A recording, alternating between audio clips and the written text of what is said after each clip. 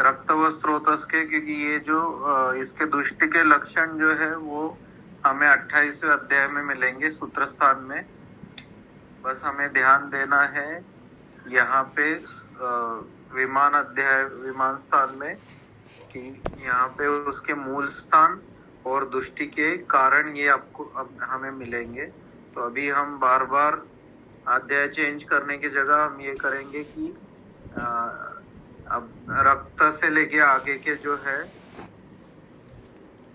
स्रोतस, उनमें पहले मूल स्थान और स्रोतोदुष्टि के कारण देखेंगे, उसके बाद में फिर उसके स्रोतोदुष्टि के लक्षण देखेंगे। ठीक है, तो अपना ये हो गया था, रस हो गया था। अभी शोणित जो है, शोणित वाहनम,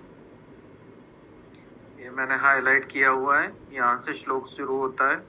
शोणित वाहनम स्रोतसाम यकृत मूलम प्लीहा च। इसका मूल स्थान जो है वो यकृत और प्लीहा। ठीक है, उसके हेतु क्या है? विदाहीन्यन्य पानानी, 14 नंबर श्लोक, ये भी हाईलाइट किया हुआ है। विदाहीन्यन्न पानानी स्निग्धोष्णानि द्रवाणि च रक्तवाहिनी दुष्यंती भजताम चातपानलो। विदाही अन्नपान, स्निग्ध, उष्ण और द्रव अन्नपान, ये खास करके ध्यान रखना है। केवल द्रव ज्यादा लेते हैं, द्रव के साथ शीत स्निग्ध लेते हैं, तो ये कफ बढ़ाने वाले हेतु है सारे। अगर विदाही अन्नपान के साथ स्निग्ध, उष्ण और द्रव आहार, द्रव के साथ उष्ण अगर आहार जा रहा है, तब उससे रक्त दुष्टि होगी। और खास करके बोला हुआ है आतप और अनल, धूप का सेवन ज्यादा करना या अति जो प्रवात का सेवन करना, ये खास करके रक्त व स्रोत दृष्टि के हेतु बोले हुए हैं। उसके बाद हम देखेंगे मांस व स्रोतस। मांस वाहनम, यहाँ पे मांस वाहनम च स्रोतसाम स्नायुर्मूलम त्वक च। मांस व स्रोतस का मूल स्थान है स्नायु और त्वक। अब इसके हेतु क्या बोले हुए हैं? अभिषंदीनि भोज्यानि स्थूलानि च गुरुणि च। अभिषंद कारक आहार, स्थूल आहार, गुरु आहार, और उसके साथ है मांसवाहिनी दुष्यंती भुक्त्वा च स्वपताम दिवा। खाना खाते ही दिवा स्वाप करना। मांस व स्रोतस के दृष्टि के जो हम लक्षण देखेंगे, उसमें हमें पता चलेगा। अगर ये किसी को लक्षण मिल रहे हैं, रक्त दृष्टि का तो आप इजीली समझ सकते हो, आतप सेवन हो गया, ये सारा हो गया।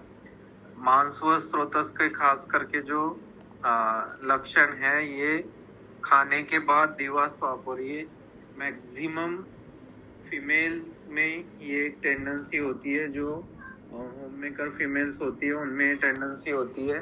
और इसके चलते फिर उनमें मांस दुष्टि, खास करके किसी को यूटेराइन फाइब्रॉइड होना, इस तरह की चीजें हो सकती है। तो उसमें अगर आप बोलोगे कि इनका कुछ भी हेतु नहीं है, फिर भी इनको मांस दुष्टि कैसे, यूटेराइन फाइब्रॉइड क्यों हुआ, उसका स्पेसिफिक हेतु बोला हुआ है कि भोजन के पश्चात तुरंत बाद में दिवा स्वाप करना। दिवा स्वाप वैसे भी बोला हुआ है निषिद्ध, लेकिन स्पेसिफिकली बोला हुआ है खाना खाते ही अगर दिवा स्वाप होता करते हैं कोई, तो उससे मांस व स्रोतस की दुष्टि होगी। और आप विधि शोणिती अध्याय पढ़ेंगे तो उसमें भोजन के बाद में दिवा स्वाप करना, ये रक्त दुष्टि का भी कारण बोला हुआ है। तो इसमें रक्त और मांस दोनों की दुष्टि हो सकती है, ये चीज ध्यान रखना है। और उसके बाद में है मेदोवह स्रोतस के मूल स्थान। मेदोवाहनाम स्रोतसानाम वृक्कौ मूलम वपावहनम च।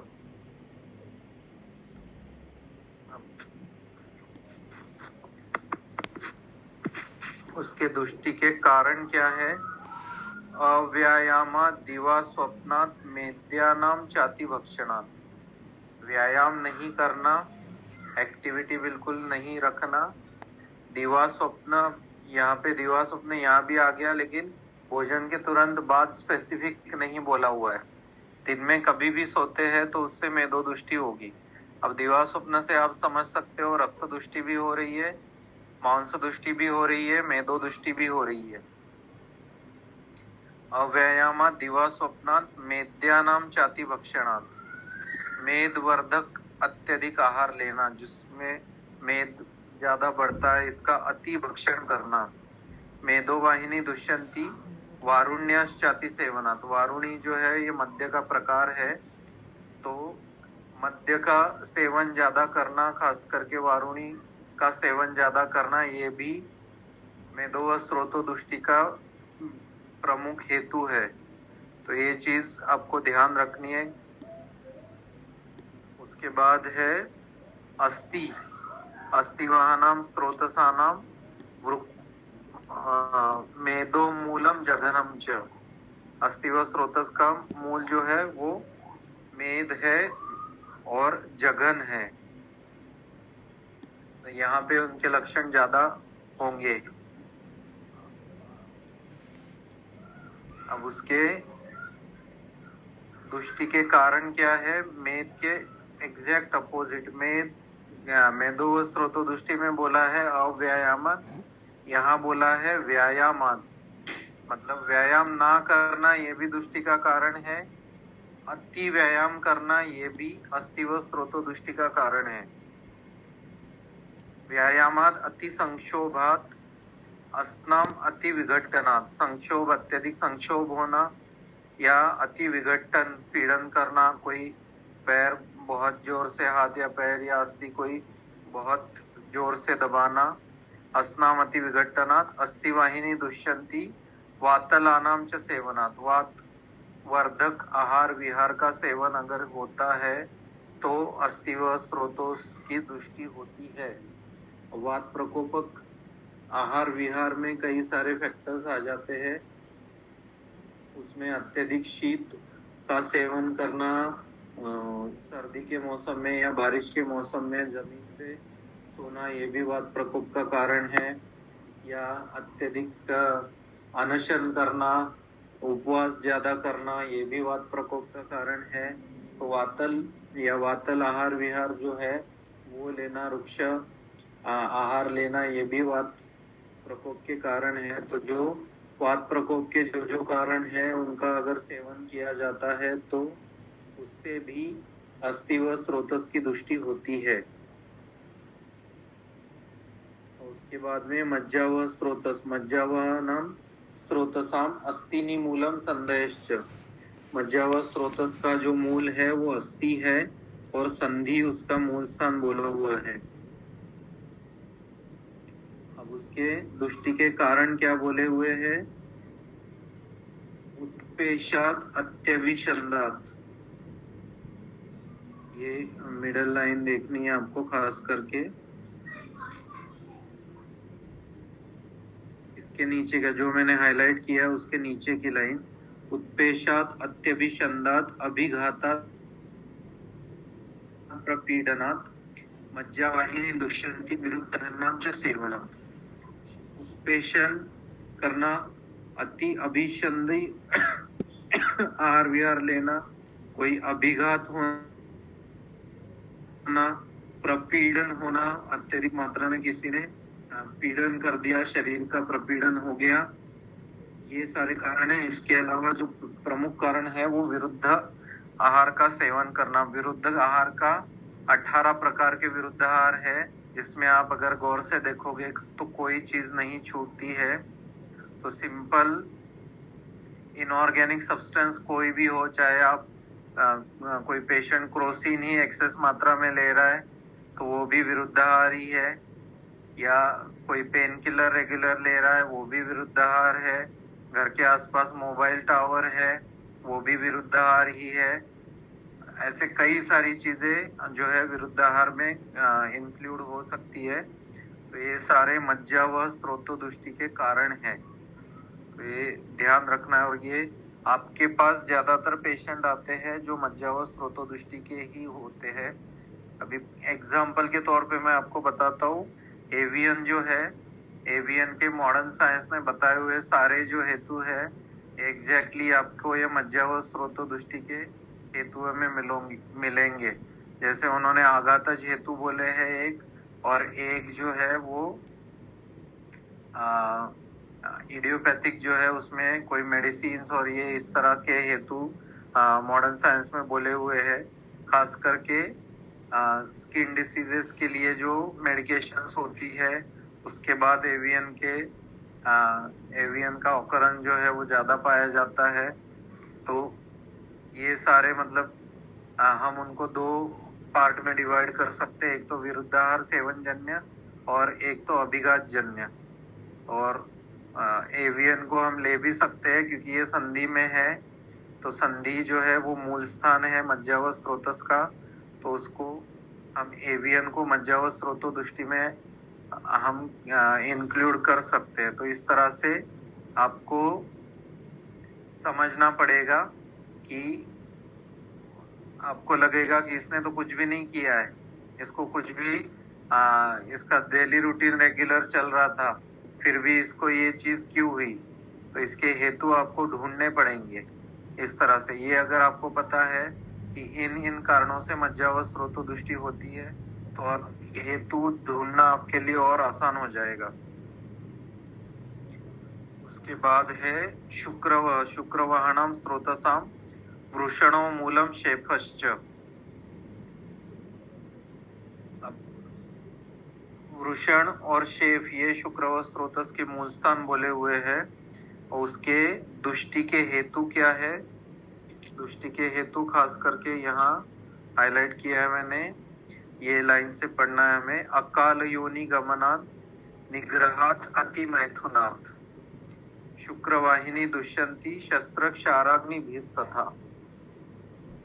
अब अकाल योनि गमन खास करके बोला है रजस वाला अवस्था में संभोग नहीं होना चाहिए, तो वो एक सबसे बड़ा हेतु है। उसके अलावा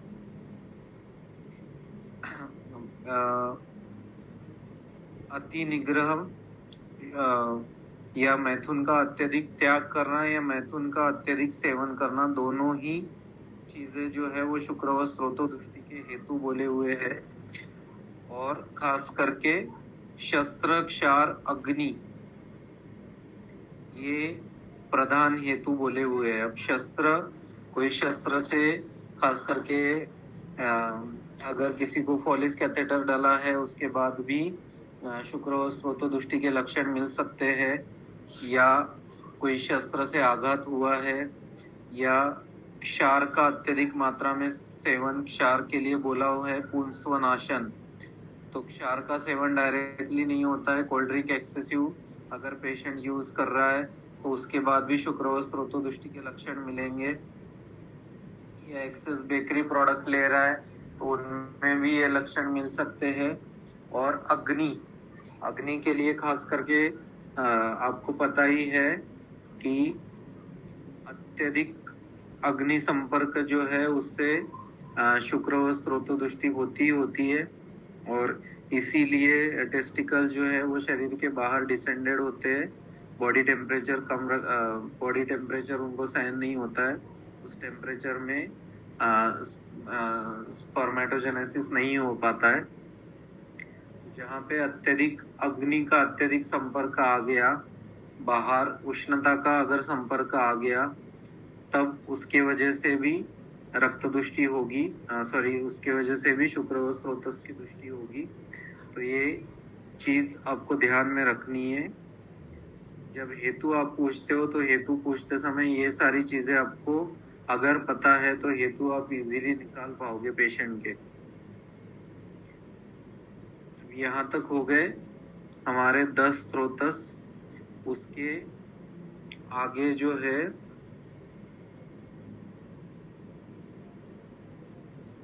अब ये विविध शीत पीति अध्याय में ये बोले हुए हैं इसके सारे लक्षण।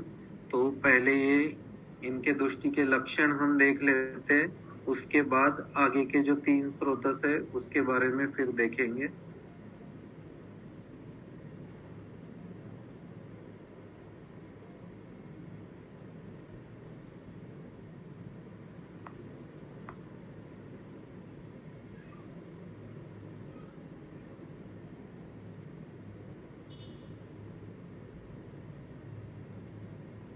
रस के हमने पहले देख लिए थे। अब रक्त प्रदोषज व्याधियां जो है वो बोली हुई है, कुष्ठ, विसर्प, पीड़का, रक्त पित्तम, अश्रुदरहा। कुष्ठ हो गया, विसर्प हो गया, पीड़का हो गई, रक्त पित्त हो गया, अश्रुदर मतलब प्रदर हो गया, गुद मेढ्रास्य पाकश्च, गुदपाक, मेढ्रपाक, आस्य मतलब मुखपाक, ये सारे पाक, प्लीहा, प्लीहा वृद्धि, गुल्म और विद्रधि। ये गुल्म पहले पिछले इस क्लास में उससे पहले अपना डिस्कशन हुआ था, इसको रक्तज व्याधियों में क्यों लिया हुआ है, तो ये डिस्कशन हो चुका है पहले। उसके बाद में विद्रधि, उसके बाद है नीलिका, कामला, व्यंग, ये सारे त्वचा में उत्पन्न होने वाले सारे लक्षण हैं। पिप्लवस, तिलकालका, दद्रुष, चर्मदलम, श्वित्रम, दद्रु हो गया, चर्मदल हो गया, श्वित्र हो गया, पामा, कोठास्त्र मंडलम, ये सारे व्याधि जो है ये रक्त प्रदोष बोले हुए हैं और यही रक्तव स्रोतस की दृष्टि से उत्पन्न होने वाले व्याधि भी आप इसको कह सकते हो। दोनों एक ही चीज है, ये चरक स्त्रोतो विमान अध्याय में चरक ने कहा हुआ है। उसके बाद में मांस प्रदोषज, अधिमांस, अर्बुद, कील, गलशालुक, शुंडिके, ऊतिमांसा, लजी, गंड, गंडमालोपजीविका, ये सारे जो मांस व स्रोतस के दृष्टि से संबंधित है। अब इसके हेतु आपको अगर ये चीज लेके कोई पेशेंट आता है तो उसके हेतु आपको समझ में आने चाहिए, और जब तक वो हेतु आप दूर नहीं करोगे तब तक ये ठीक नहीं हो पाएंगे। तो अधिमांस है, अर्बुद है, कील है, गलशालुक है या गलशुंडिका है, ऊतिमांस है, अलजी है, गंड है, गंडमाला है, उपजीविका है, ये कोई भी व्याधि है तो इसके हेतु आपको मिलेंगे। बिना हेतु के व्याधि उत्पन्न नहीं होता है, और इसमें मांस व स्रोतो दृष्टि के हेतु मिलेंगे ही मिलेंगे, तो वो हेतु का त्याग करवाना है। अब मेद के लिए बोला हुआ है, जो प्रमेय के जो पूर्व रूप है, प्रमेय के पूर्व रूप जो है, दंतादिना मलाटित्वम, प्रागरूपम, पाणिपादयो, चिक्कणता देहे, दृढ़ स्वादवास्य जायते, ये सारे जो प्रमेय के पूर्व रूप है, ये सारे लक्षण जो है वो मेदो व स्रोतो दृष्टि की वजह से उत्पन्न होते हैं। तो ये अगर लक्षण है तो वहां पे आपको मेदो व स्रोतो दृष्टि की चिकित्सा करनी है, और मेदो व स्रोतो दृष्टि के जो हेतु है, अव्यायाम, दिवा, स्वप्न, ये सारे हेतुओं का त्याग करवाना है।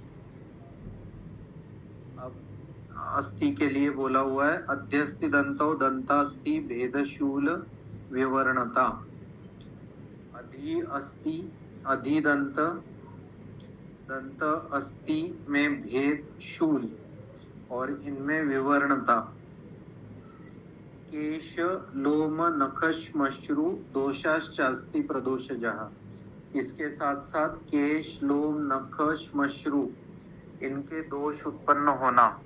अब केश के लिए पालित्य हमने देखा था, रस प्रदोषज भी ये व्याधि है और ये अस्थि प्रदोषज भी है। तो केश के दोष है, जैसे मान लो खालित्य हो रहा है अत्यधिक मात्रा में या विकृत वृद्धि हो रही है, तो अस्थि धातु को हमें ठीक करना है।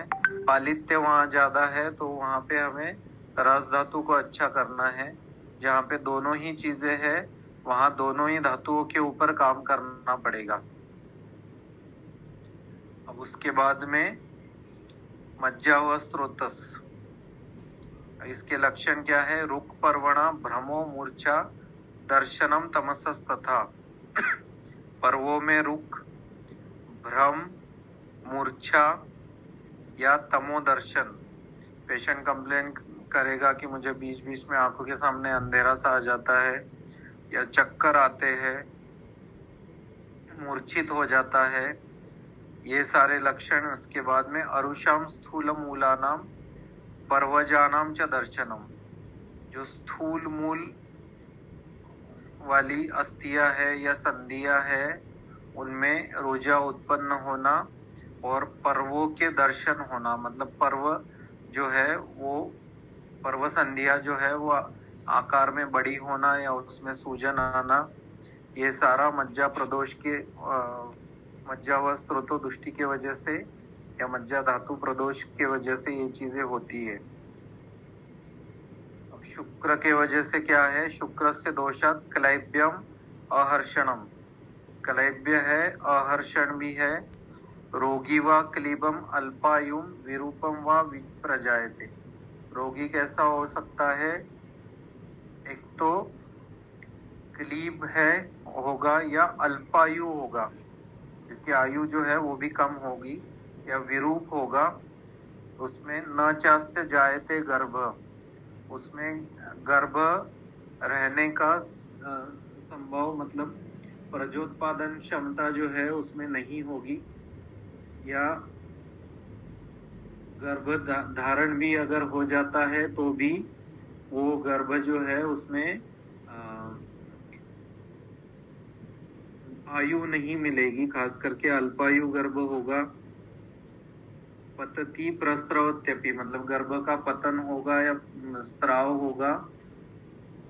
इसमें खास करके मॉडर्न साइंस भी बोलता है कि क्वालिटी ऑफ स्पर्म और क्वालिटी ऑफ एग नहीं है, तो आप कितना भी कोशिश करो कंसीव अगर हो जाए तो वो लंबे समय तक प्रेगनेंसी चलती नहीं है। तो मेन यहाँ पे जो शुक्र और स्त्रोतो दृष्टि के वजह से क्या हो रहा है? क्वालिटी ऑफ स्पर्म और क्वालिटी ऑफ एग, क्योंकि शुक्र जो है वो स्त्री और पुरुष दोनों में भी है, तो ये क्वालिटी कम होने के वजह से गर्भ का स्त्राव या पात हो सकता है, या गर्भ धारणा ही नहीं होगी।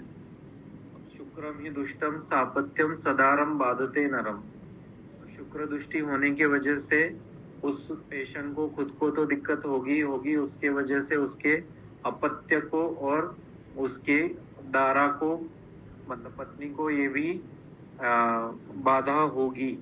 तो ये शुक्र व स्त्रोतो दृष्टि के वजह से होने वाले इफेक्ट्स है।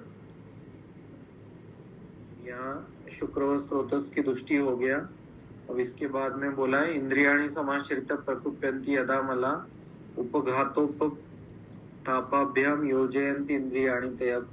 यहाँ धातु प्रदोषज व्याधियां बता दी, उसके बाद में इंद्रिय प्रदोषज, इंद्रियों का उपघात या उपताप होने से इंद्रिय प्रदोषज भी व्याधियां होती है। तो हम स्त्रोतस देख रहे थे, स्त्रोतस में मेन हमारे जो रस से लेके शुक्र व स्त्रोतस तक जो दृष्टि के लक्षण थे वो आचार्यों ने बताए हुए थे, जो विविध शीत पीतीय में उन धातुओं के दृष्टि के या प्रदोषज लक्षण जो बोले हुए हैं वही स्त्रोतो दृष्टि के लक्षण है। अभी हम फिर से जाएंगे स्त्रोतो विमान अध्याय में।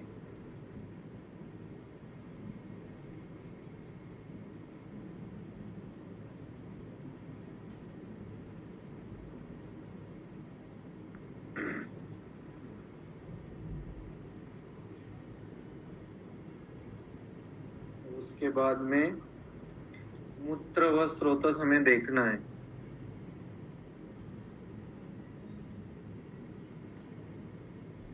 मूत्रवानाम स्रोतसानाम श्लोक की शुरुआत जो है वो मैं हाईलाइट कर दी है मैंने। मूत्रवाहानाम स्रोतसाम बस्तिर्मूलम वंक्षणोच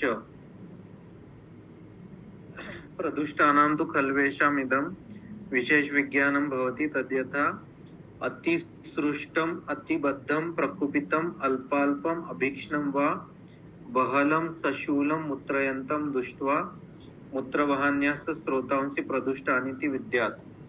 मतलब अतिसृष्ट मूत्र, अतिबद्ध मूत्र, प्रकुपित, अल्प अल्प बूंद बूंद टपकना मूत्र का, या बहुत ज्यादा मूत्र प्रवृत्ति होना, शूल के साथ मूत्र प्रवृत्ति होना, ये सारे जो है ये मूत्र व स्रोतोदुष्टि के लक्षण है। उनके मूल स्थान हमने देखे, उनके लक्षण देखे, अब उनके कारण क्या है। श्लोक नंबर 20 हमें देखना है।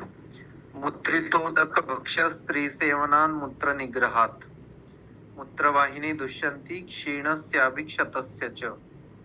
अब मूत्रितोदक भक्ष मतलब मूत्र का वेग आया हुआ है, उसको धारण करके और जल का सेवन करना।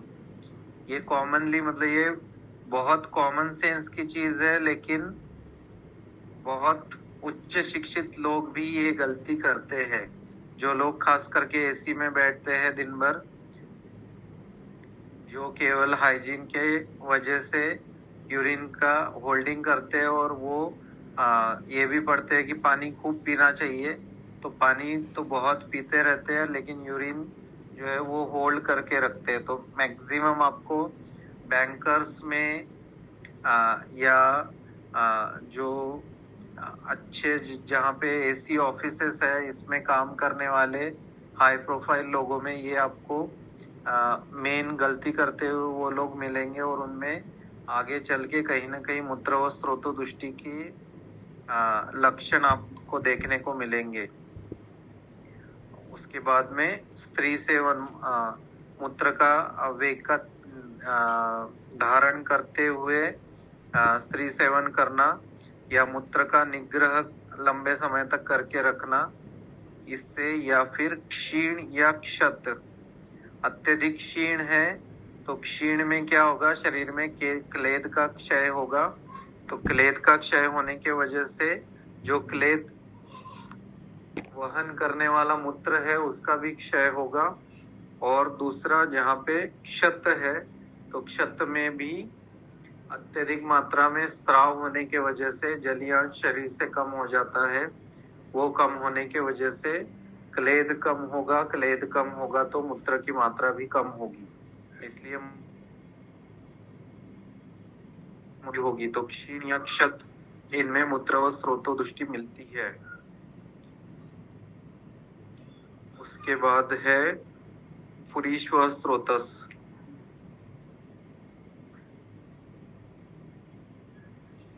पुरीश्वानां स्रोतसां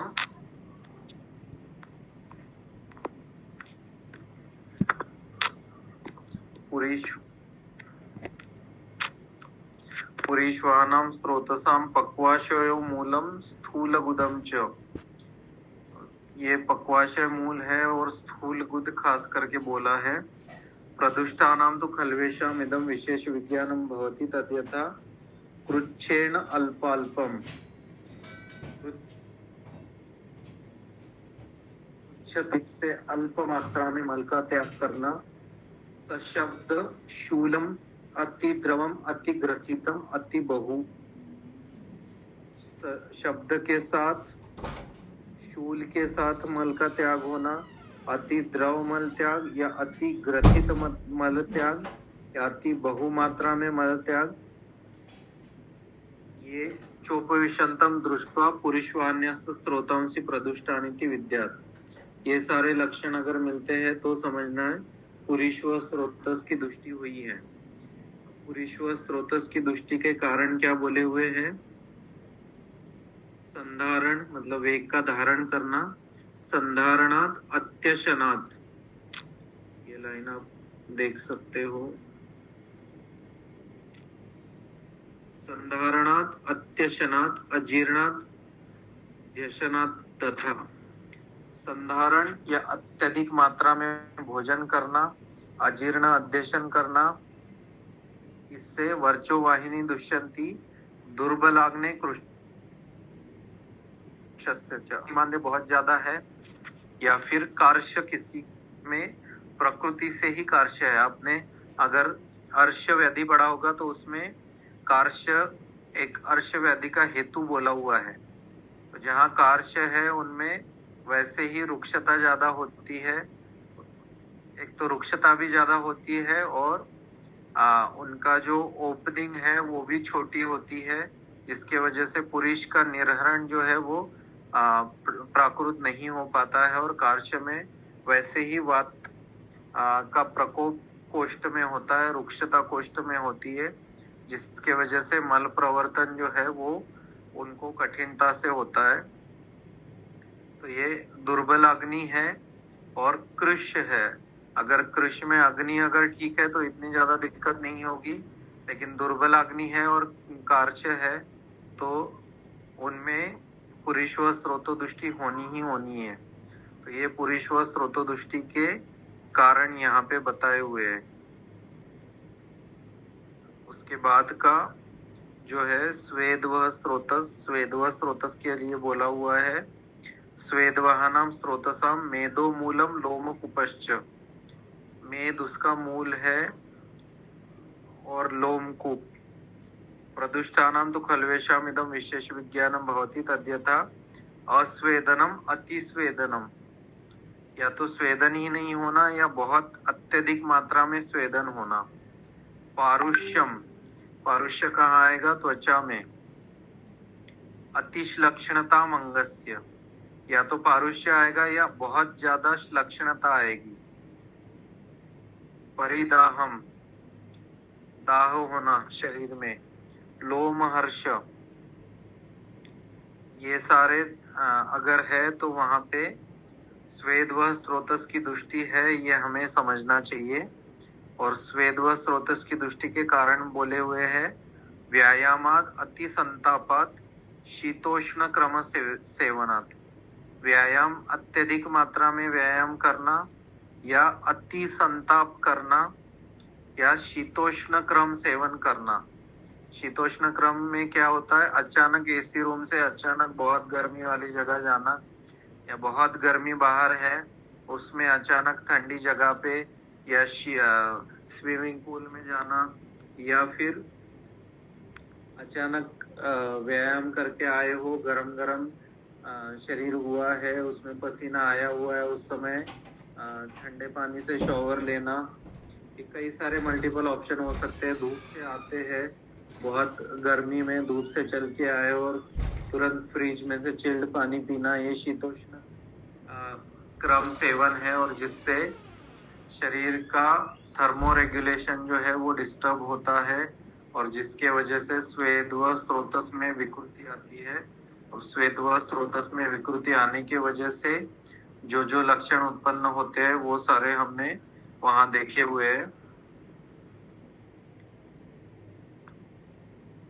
यहाँ पे इसके एक कॉमन हेतु दिए हुए हैं कि सभी स्रोतों के दृष्टि के कारण क्या है।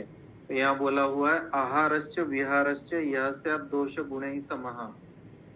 आहार विहार जो है वो दोष के गुणों के समान अगर है और धातु भीर विगणश चापी, और धातुओं के गुण के विपरीत है, मतलब दोषों को बढ़ाने वाले हैं और धातुओं को दूषित करने वाले हेतु अगर इन ऐसे आहार विहार का अगर कोई सेवन करता है तो उससे स्रोतसों में दुष्टि आती है। ये सब जो है वो स्रोतसाम से प्रदूषक है, इनसे स्रोतसों का प्रदूषण होता है, ये बोला हुआ है। मतलब दोष बढ़ाने वाले हेतु और धातु के विगुण, मतलब धातु ना बढ़ते हुए धातु में विपरीत गुण उत्पन्न होना, ऐसे करने वाले जो हेतु है वो उनसे स्रोतसों में दुष्टि उत्पन्न हो जाती है। अब इसमें बोला हुआ है स्रोतसों में क्या होता है? अति प्रवृत्ति संगो वा सिराणाम ग्रंथयोपि वा। अति प्रवृत्ति हो सकती है या संग हो सकता है या सिरा ग्रंथि हो सकती है। विमार्ग गमनम चापी स्रोतसाम दुष्टि लक्षणम, या विमार्ग गमनम अगर है ये भी स्रोतसों का दुष्टि के लक्षण है। मतलब अति प्रवृत्ति क्या है, जैसे अभी लास्ट हमने स्वेद का ही एग्जांपल दिया, अत्यधिक मात्रा में स्वेदन, नॉर्मल जो स्वेदन की होता है गर्मी में वो ना होते हुए बहुत ज्यादा मात्रा में स्वेदन होना, ये अति प्रवृत्ति हो गई। स्वेदन ही नहीं होना बिल्कुल, ये संग हो गया। सिरा और ग्रंथि जो है वो खास करके मतलब हम स्वेदन के कंटेक्स्ट में तो इसको नहीं समझ पाएंगे, लेकिन बाकी जैसे रक्त, रस, मांस, मेद, इनमें हम समझ सकते हैं कि इनके जो प्राकृत वहन होता है, मार्ग में कोई अवरोध उत्पन्न हो जाना, और विमार्ग गमन। विमार्ग गमन क्या है कि स्वेदन का ही अगर हम एग्जाम्पल लेंगे तो बिना कुछ किए केवल हाथ के तलवों में ही स्वेदन हो रहा है, बाकी और शरीर में कहीं नहीं हो रहा है, केवल हाथ के स्वेदन हो रहा है। और कोई कोई पेशेंट ऐसे आता है कि जिनमें मतलब वो धार जैसा स्वेद जो है वो टपकने लगता है, तो ये क्या है, ये विमार्ग गमन, मतलब पूरे शरीर में सार्वदैहिक ना होते हुए किसी एक मार्ग से आना। या मान लो रक्त दुष्टि के लक्षण है, रक्त दुष्टि के लक्षण जहाँ होने चाहिए वहां नहीं होना, या रक्त का प्रवर्तन होना ऊर्ध्व मार्ग से या अधो मार्ग से, ये भी विमार्ग गमन ही है। इस तरह से हम इसको समझ सकते हैं, स्रोतों की दृष्टि के लक्षण हम समझ सकते हैं। स्रोतस कैसे होते हैं, फिजियोलॉजिकली तो समझ गए हो, एनाटॉमिकली उसका स्ट्रक्चर क्या हो सकता है उसके लिए बोला हुआ है। स्वधातु समवर्णानी, उन धातु के समान वर्ण के ये हो सकते हैं। वृत्त, स्थूल, अणु, मतलब स्थूल भी हो सकते हैं, अणु भी हो सकते हैं, वृत्त भी हो सकते हैं। स्रोतांसी दीर्घाण्य आकृत्या प्रतान सदृशानि च, जैसे ये दीर्घ आकृति के भी हो सकते हैं, और प्रतान मतलब जो बेल होती है उसके तरह भी हो सकते हैं। तो ये एक हाइपोथेटिकल चीजें बताई हुई है कि स्रोतस किसी भी तरह का हो सकता है। स्रोतस के लिए कोई फिक्स ऐसा नहीं है कि ये स्रोतस मतलब ऐसी ही चीज है। इसलिए स्रोतस मतलब कोई ट्यूब है, केवल कोई आर्टरी है या वेन है, ऐसा कंसेप्ट हम नहीं लेके चल सकते। स्रोतस जो है वो मल्टीपल डायमेंशन में हो सकते हैं। अब चिकित्सा इसकी बोली हुई है, स्रोतोदृष्टि अगर है तो उसकी चिकित्सा क्या क्या करनी है, कैसे करनी है। तो प्राणोदकान्न वाहनाम दुष्टानाम स्वासिकी क्रिया कार्या तृष्णोपशमनी तथा आम प्रदोषकी। अब प्राण के लिए श्वास की चिकित्सा, श्वास रोग में वर्णित चिकित्सा करनी है। उदक व स्रोतस के लिए तृष्णा व्याधि में वर्णित चिकित्सा करनी है, और अन्न व स्रोतस के लिए आम प्रदोष जो व्याधियां है उसकी चिकित्सा करने के लिए बोली है। उसके आगे है विविध शीत पीते रसादीनाम यदौषधम रसादि स्रोतसाम कुर्या तत् यथा स्वम अनुक्रमम। अब ये रस से लेके शुक्र तक हमें फिर से 28वें अध्याय में हम देखेंगे। मूत्रविट स्वेद वहानाम चिकित्सा मौत्र कृच्छिकी तथाति सारिकी कार्या तथा ज्वर चिकित्सकी। अब मूत्र के लिए मूत्र कृच्छ की चिकित्सा करनी है। मल या पुरुष व स्रोतस के लिए अतिसार की चिकित्सा करनी है, और स्वेद व स्रोतस के लिए ज्वर की चिकित्सा करनी है। अब ये सूत्र रूप में आपको ध्यान रखना है। अभी हम देखते हैं जो 28वें अध्याय में रस से लेके शुक्र तक के जो स्रोतस है उनके लिए क्या चिकित्सा बोली हुई है।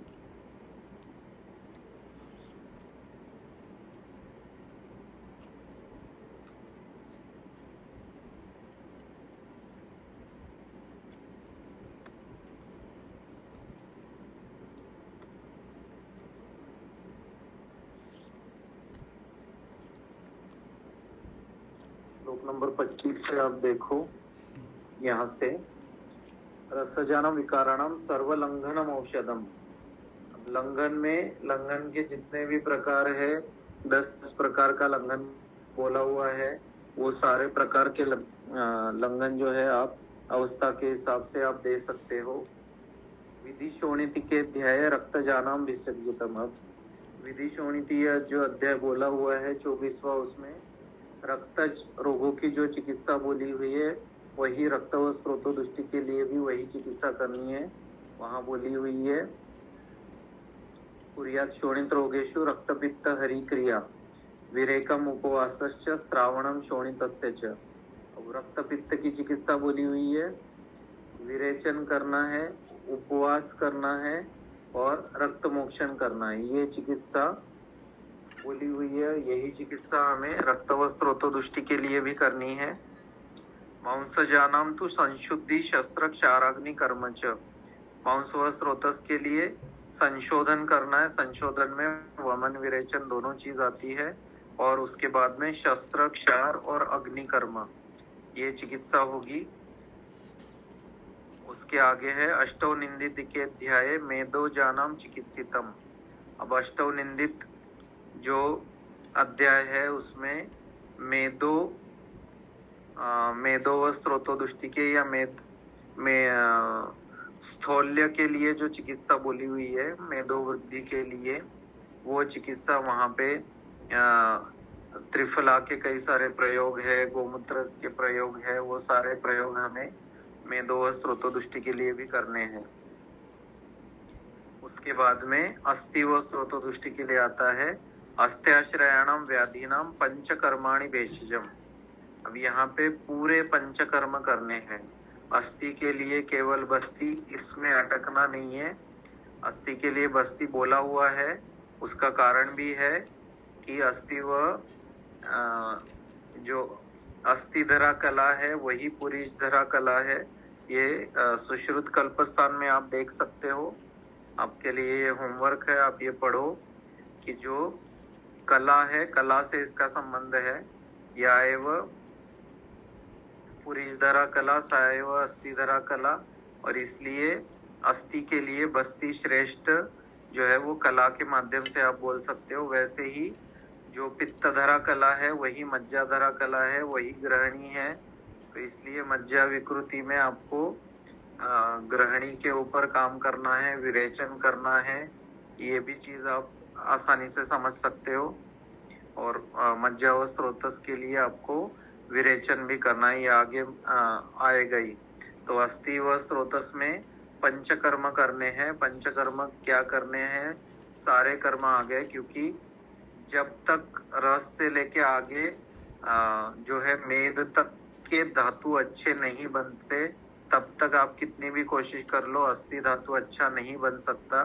तो पहले इन धातुओं को ठीक करने के लिए आपको ऊर्ध्व अधो संशोधन, उसके बाद में फिर बस्ती का प्रयोग, बस्ती का प्रयोग के बाद में फिर नस्य का प्रयोग, ये सारे प्रयोग आपको करने ही करने हैं। उसके साथ में बोला हुआ है बस्ते क्षीर सर्पिशी। अब बस्ती जो देनी है वो कैसी? क्षीर सर्पिशी तिक्त कोपहितानी च। मतलब सीधे सीधे आजकल जो हम प्रैक्टिस में करते हैं तिक्त क्षीर बस्ती, उनका प्रयोग हमें करना है।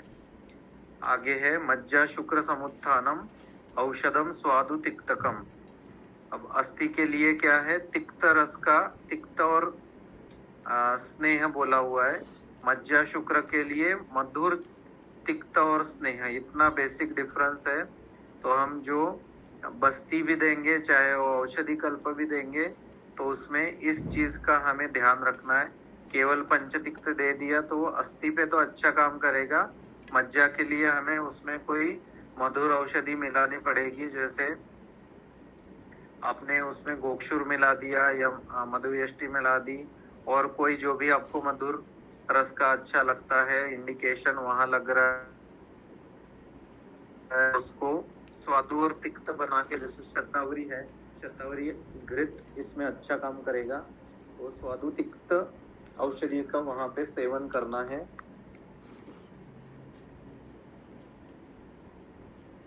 और अन्नम व्यवाय व्यायामो शुद्धि काले च मात्रया। अन्न खास करके अच्छा होना चाहिए मज्जा और शुक्र के लिए, क्योंकि आहार का परम धाम शुक्र बोला हुआ है। तो आहार अगर अच्छा नहीं है, आहार में अच्छे गुण नहीं है, तो उसका जो प्रसाद रूप, मान लो आहार का प्रसाद रस हो गया, रस का प्रसाद रूप रक्त हो गया, रक्त का प्रसाद मांस, इस तरह से एक कल्पना आप कर सकते हो कि एक छन्नी लगी है और उसमें मल्टीपल छन्नियों से